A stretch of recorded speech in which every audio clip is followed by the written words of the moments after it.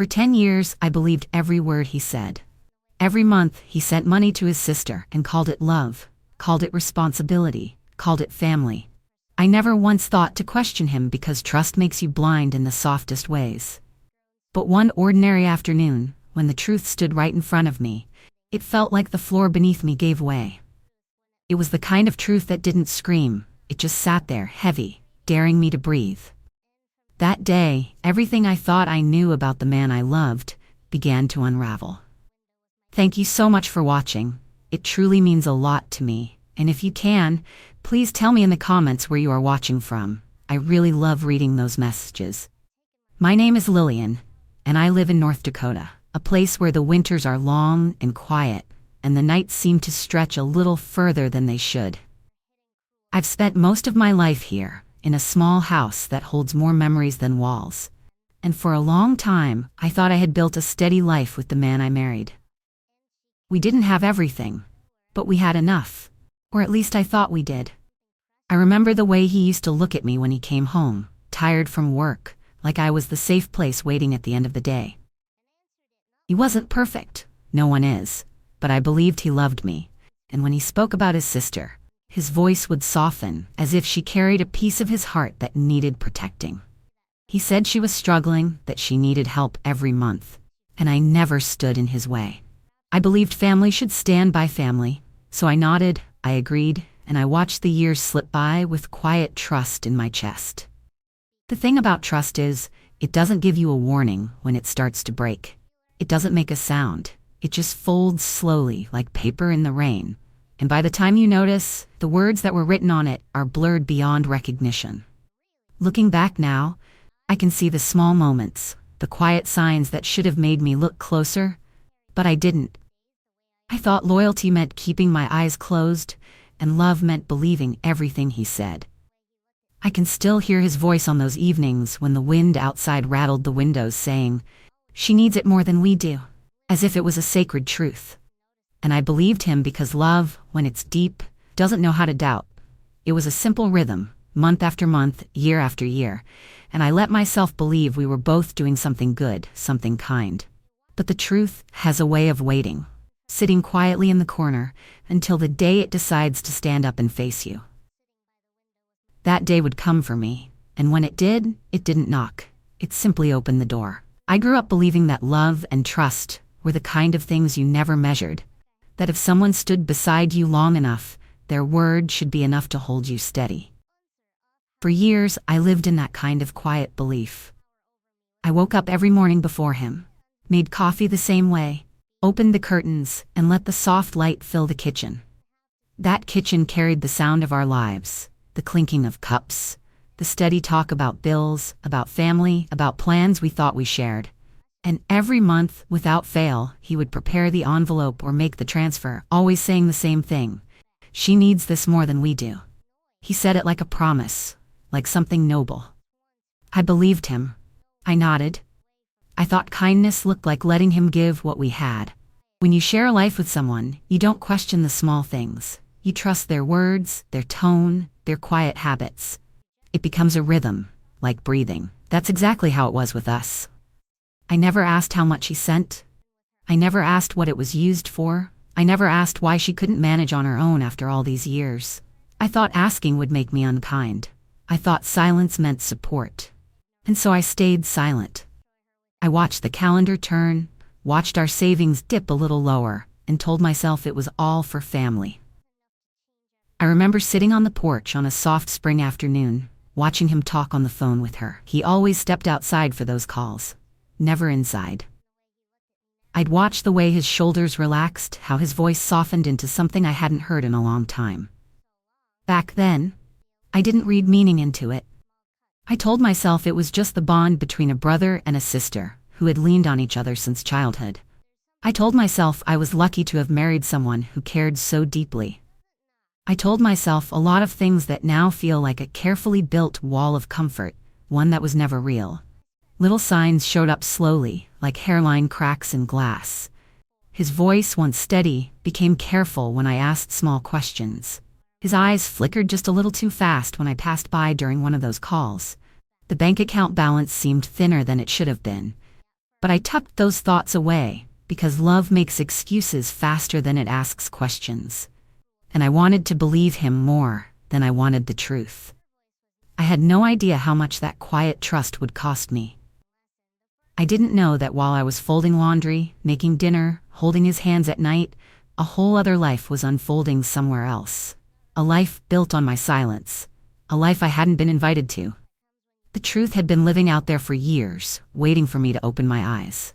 And the day I finally did, it wasn't gentle. It didn't ask permission to enter. It came like cold wind through a cracked window, steady, quiet, and sharp. I can still remember how the world felt just before everything changed. It was the last moment when I still believed I was safe inside a story that was never fully mine. It started on a quiet evening, the kind of evening where nothing feels out of place, where the air is still and familiar, and the world outside seems far away. I was at the kitchen table, sorting through a few papers he had left out, not because I was searching for anything, but because it was something I always did, tidying things before bed. It was then I saw it. A receipt tucked between two folded letters, not even hidden, just sitting there like it belonged. I almost passed it by, but the amount printed on it stopped me. It wasn't the usual amount, not the kind he sent every month. It was much more, enough to make my heart give a small, uneasy shift inside my chest. For a moment I just stared at it, trying to convince myself that there was an explanation I just didn't understand. He had told me so many times that everything he did was for family, and I wanted to believe it. But that number stayed in my mind long after I folded the paper back, long after I cleaned the kitchen, long after I lay down beside him in bed that night. I could hear his steady breathing as I stared at the ceiling, my fingers resting against my palm, trying to calm the small storm that had started to turn quietly inside me. The next morning, he woke up early, just like he always did on the days he sent money. I watched him from the doorway as he counted the bills with that same careful hand, his face calm, his shoulders relaxed. He didn't see me watching him. For a split second I wanted to ask why the amount had grown, why things seemed different, but the words stayed stuck in my throat. He turned to me with that same easy smile he had worn for years, kissed my forehead, and said, "She needs it more than we do." The words, once soft and comforting, now felt heavier, as if each one carried something hidden behind it.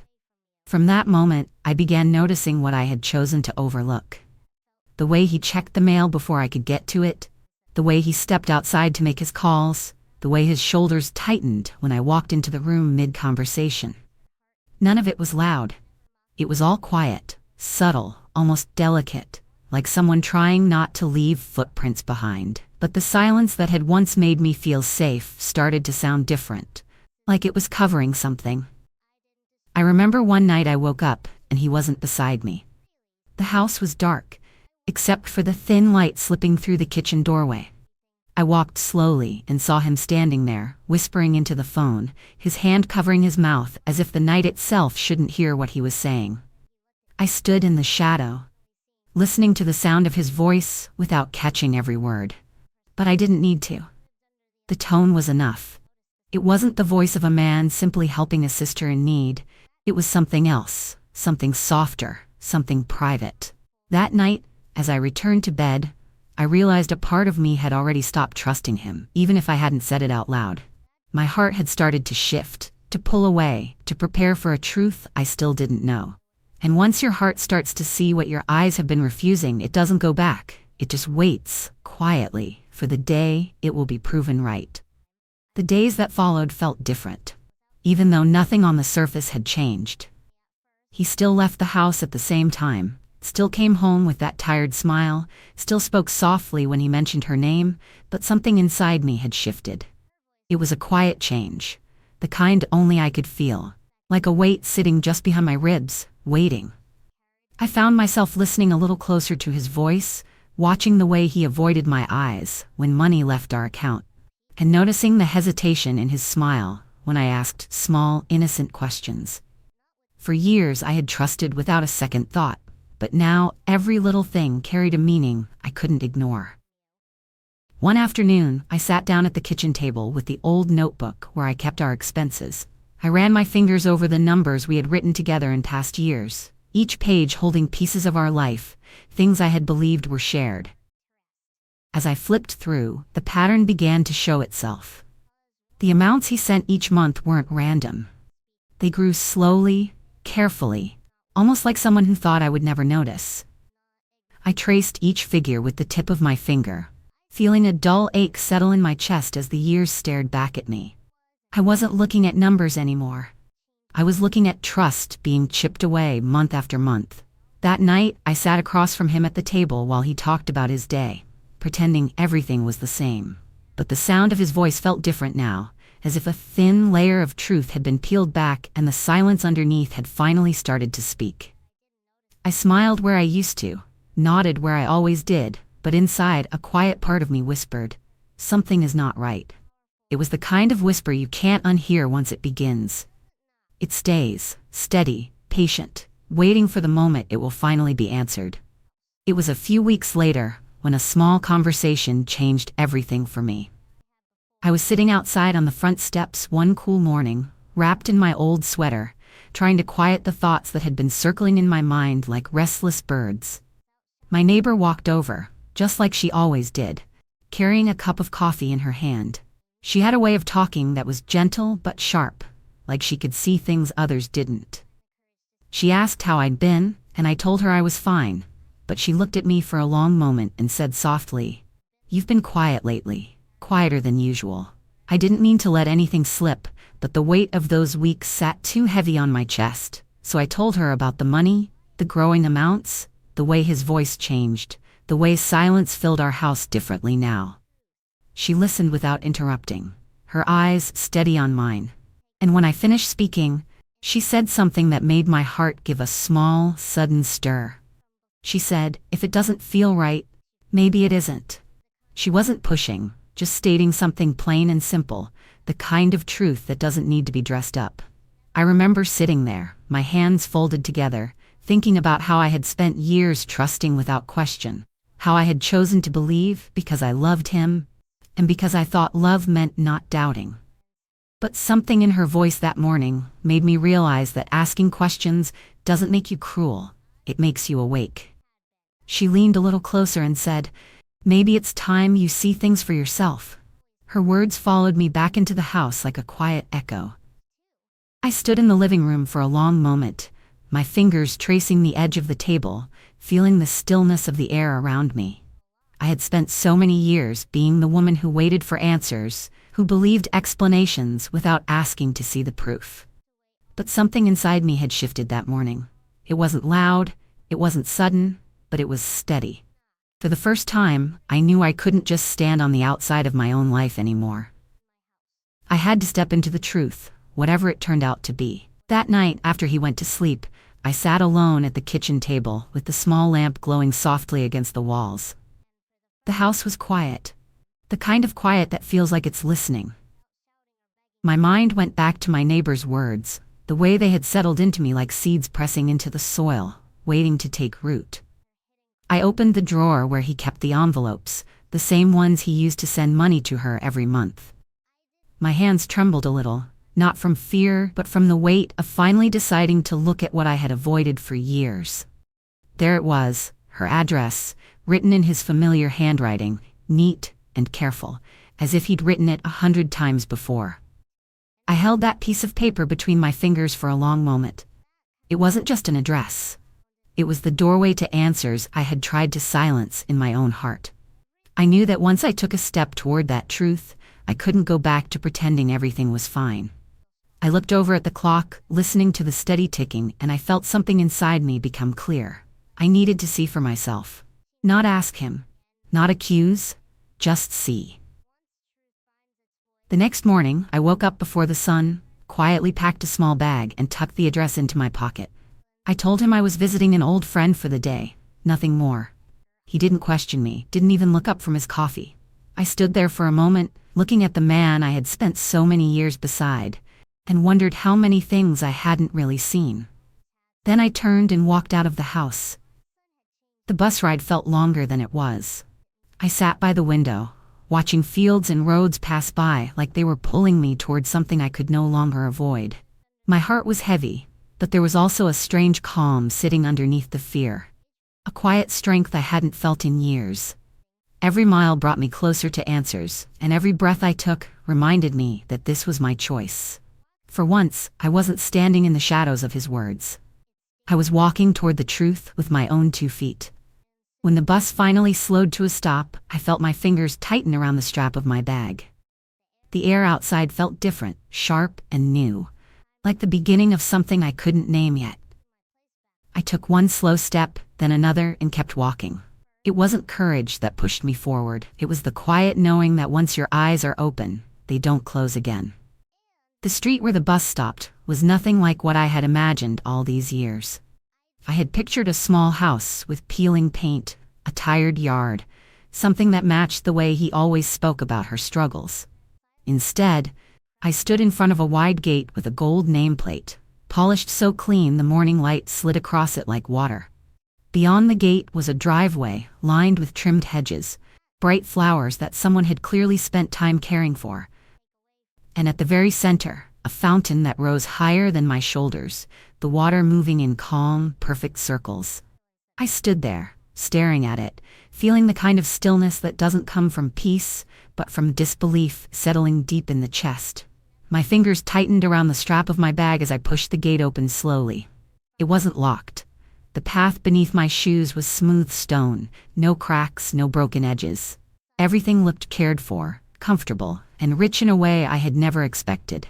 For years, I had imagined her struggling, fighting to make ends meet, living on the edge of hardship. And all along, this is what my husband had been sending money to. The wind brushed against my face as I walked forward, and with every step, the truth pressed down heavier on my shoulders. I reached the front door and hesitated for a moment, not because I was afraid, but because my heart was struggling to catch up with what my eyes were seeing. When I finally knocked, the sound was swallowed by the soft walls of that place. A few seconds later, the door opened, and standing there was a little girl with the same warm brown eyes I'd looked into for decades, the same dimple that formed on his face whenever he laughed, the same familiar curve of a smile that used to make me feel safe. The world didn't spin or break, it just stopped moving for a heartbeat. I didn't need anyone to explain anything to me. I didn't need to ask a single question. It was all right there in front of me, staring back with a smile that wasn't supposed to exist. I felt something inside me go completely still, a silence so deep it almost felt like it had its own weight. I nodded softly, turned away, and walked down that smooth stone path with steps that didn't shake. Because some truths don't need screaming to be heard. They speak clearly in the quiet. As the gate closed behind me, the air outside felt colder than it had before. I stood on the sidewalk for a long moment, holding that image inside me, the house, the face, the years I had spent believing in a story that was never real. I didn't cry. I didn't run. I just walked away, slowly, steadily, knowing that nothing waiting for me back home would ever be the same again. The truth had finally taken its shape, and I had seen it with my own eyes. The ride back home felt longer than the one that had brought me there, even though it was the same road, the same fields, the same passing faces. I sat by the window, my hands resting quietly in my lap, and watched the world move as if it belonged to someone else. The truth I had just seen was still sitting heavy inside me, not shouting, not tearing me apart, just pressing down with a steady weight that left no room for doubt. I thought about how many years I had listened to his voice telling me stories of struggle, how many times I had felt guilt for questioning nothing, and how easily I had built my trust on words that were never real. It was strange how something you believed in for so long could disappear in a single moment, as if it had never existed at all. When I finally reached home, the house felt different. Not because anything had changed, but because I had. The walls looked the same, the curtains still swayed gently against the window, the chair where he always sat still faced the television, but everything around me seemed to carry a different kind of silence now, not soft and familiar, but sharp and clear. I moved through each room slowly, touching the edges of tables, the back of chairs, the things that had once made me feel safe. It was like standing inside a life that no longer fit. I spent 2 full days without speaking a word to him. I let the silence stretch and settle, the way dust settles in an empty room. While he moved around the house with the same careless ease, I spent my hours with a lawyer, signing papers, transferring accounts, taking back what had always been mine, but had been tied up in trust I no longer owed him. I didn't rush. I didn't act in anger. I let every step be deliberate, calm, quiet. It wasn't about punishing him. It was about setting myself free from the life he had built on lies. I remember the way the pen felt in my hand when I signed those papers, steady and firm, as if every line I wrote was pulling another piece of myself back from the shadows he had put me in. It didn't feel like victory. It felt like waking up after years of living in a dream someone else had written for me. I left the lawyer's office that afternoon without looking back, the wind cold against my face, but it was the kind of cold that made me feel awake. Back at home, he sat on the couch like nothing had changed. He didn't know that while he was busy telling his stories, I had quietly rewritten my own. I walked past him without a word, and for the first time in years, the house didn't feel like it belonged to him anymore. It belonged to me, and this time, I wasn't going to give any part of it away. The days that followed moved in a quiet rhythm, the kind of rhythm that feels strange at first, but slowly starts to feel like breathing again. I woke up early each morning, not because I had to, but because the silence in the house no longer felt heavy. It felt honest. I made my coffee the same way I always had, but this time it tasted different, not sweeter, not stronger, just clearer, like the air after a storm finally passes. I sat by the window and watched the light spill across the floorboards, and for the first time in a long time, I didn't feel the ache of pretending. I didn't have to play the part of a woman who trusted without question. I was simply myself, and that was enough. He carried on as if nothing had changed, but I watched him differently now. I saw the small ways he moved through our home, how confident he was in the story he thought I still believed. He didn't know about the papers. He didn't know about the quiet work I had done to untie every piece of my life from his hands. And I didn't give him any reason to suspect a thing. I smiled when he spoke, nodded when he rambled on, but my silence wasn't the same silence he had known for years. This one wasn't born from trust. It was born from strength. There's something powerful about finding your own stillness after someone builds their world on your silence. You begin to see everything clearly. You notice how they rely on your quiet to keep their lies safe, how they trust that your heart will always forgive what your eyes never saw. But once your eyes have opened, no amount of sweet words or soft glances can close them again. My heart was no longer waiting for him to explain himself. It wasn't even hoping for an apology. It was standing on its own, steady and ready to walk a new path without him. One evening, I sat alone at the kitchen table, the same place where I had once found the receipt that started everything. The light above me was soft, wrapping the room in a gentle calm. I rested my hands against the table and realized this quiet didn't scare me anymore. It didn't feel like a cage. It felt like freedom. The woman who had once stood in this room, unsure of everything, no longer lived here. In her place stood someone who had faced the truth, accepted it, and built her own strength from the pieces. I knew it wouldn't be long before the moment came, the moment where the story he thought he controlled would finally meet the truth I now carried with me. I wasn't nervous. I wasn't angry. I was simply ready. Some endings don't need noise to be powerful. They just need someone willing to stop pretending. And I was ready to be that someone. The evening it finally happened was quiet, almost too quiet, like the house itself was holding its breath. He came home just as the sun was setting, the soft light slipping through the curtains and resting across the floor. He set his keys on the table the way he always did, completely unaware that the life he thought he controlled had already been taken out of his hands. I sat in the living room, calm, still, steady, not with the weight of hurt anymore, but with the strength of knowing exactly what I had done. I wasn't shaking. I wasn't holding back tears. I was simply waiting. And there was something powerful in that stillness. He walked toward me with that same easy smile he had worn for years, the same smile that once felt safe, but now felt like a mask I could finally see through. I didn't ask questions. I didn't give him room to spin another story. I reached into the folder on the table beside me and pulled out the envelope. Inside it was everything that needed to be said. Every signature, every transfer, every step I had taken in silence while he believed I was still standing in the dark. I handed the envelope to him without a word. He looked down at it, confused at first, then curious, and then something else. As his eyes moved over the papers inside, the color slowly drained from his face. His lips parted, but no sound came out. For once, it wasn't me standing in silence. It was him. I leaned back slightly, watching him without fear, without pity, without needing anything from him. I had spent too many years waiting for honesty that never came. Now I had given myself something better. Freedom. He looked at me with wide, uncertain eyes, searching for something to say, some way to fix a story that was already over. But there was nothing left to fix.